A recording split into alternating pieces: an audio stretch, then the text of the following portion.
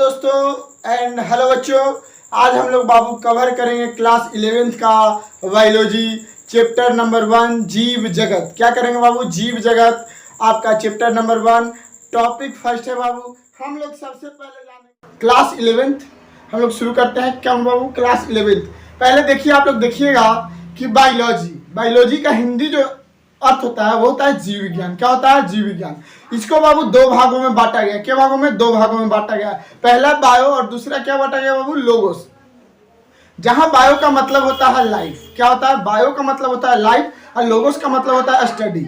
इसको हिंदी में लाइफ को हम लोग जीवन बोलते हैं और स्टडी को हम लोग हिंदी में अध्ययन बोलते हैं। क्या बोलते हैं? अध्ययन करना बोलते हैं। अब देखिए, बायोलॉजी के अगर पिता की बात करते हैं तो बायोलॉजी के पिता हुए अरस्तु, जिनका दूसरा नाम हुआ एरिस्टोटल। क्या नाम हुआ बाबू? एरिस्टोटल। अगर पूछा जाए कि बायोलॉजी किसे कहते हैं, जीव विज्ञान किसे कहते हैं, तो आप लोग कह सकते हैं जीवन का अध्ययन करना ही जीव विज्ञान कहलाता है। क्या कहलाता है? जीवन का अध्ययन करना ही जीव विज्ञान कहलाता है। अब देखिए, बायोलॉजी शब्द का प्रयोग किसका? बायोलॉजी जो शब्द जो बना है बायो प्लस लोगो से, तो उस शब्द का प्रयोग लैमार्क नामक और एवं ट्रेविरेनस नामक वैज्ञानिकों ने किया था। एक लैमार्क थे और एक थे ट्रेविरेनस। देखिए, सन 1801 नहीं तो 1802 में इसका क्या हुआ था? नामकरण हुआ था। देखिए, जहां लैमार्क जो थे वो फ्रांस के रहने वाले थे और जो आप ट्रेविरेनस की बात करते हैं तो ट्रेविरेनस आपका जर्मनी के रहने वाले थे। अब देखिए यहाँ पे, जैसे देखिए कहाँ के थे? जर्मनी के रहने वाले थे। कौन थे? ट्रेविरेनस आपके जर्मनी के रहने वाले थे, ठीक ना। अब अगर हम लोग बात करते हैं जीव विज्ञान की प्रमुख शाखाएं, किसके बारे में बात करेंगे? जीव विज्ञान की प्रमुख शाखाएं। तो इसकी बाबू दो शाखाएं होती है, एक होती है वनस्पति विज्ञान और एक होता है जंतु विज्ञान।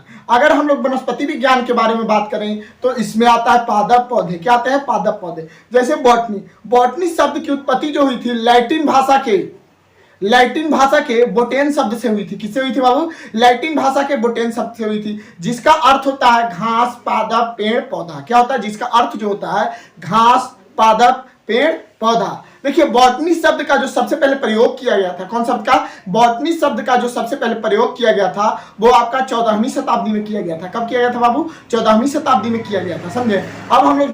अब इसके पिता, इसके फादर कौन हुए? Father of botany. The father of botany Theophrastus को कहा जाता है। क्यों कहा जाता है? थियोफ्रेस्टस को कहा जाता है, समझे।